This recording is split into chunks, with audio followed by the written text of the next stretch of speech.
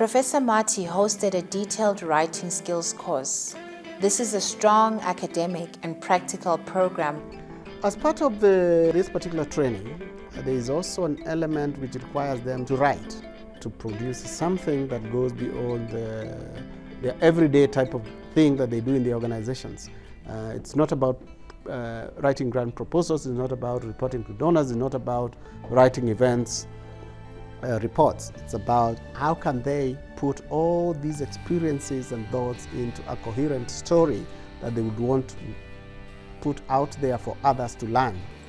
You give definitions of those key concepts that you will have. It's very reflective of their own journeys and their own organizations. My chapter is basically cataloging my experience at the organization, coming from nowhere, 23 years of experience working in areas of child protection in Liberia.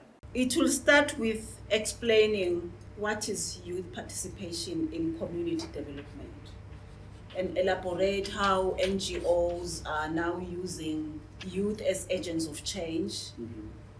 Okay. How do you structure things like that? Something that speaks to elements of sustainability of organizations, but more importantly also how organizations can be able to do a structured transition of leadership. So therefore, the chapters that each of them is contributing as part of the fellowship is meant to help other organizations be able to learn. And even for people like me in the academia should be able to learn from these particular experiences. You look at how other people have written by reading, of course. You look at samples of others. What type of writing do they do? How do they do it? Everything here has been very, very important.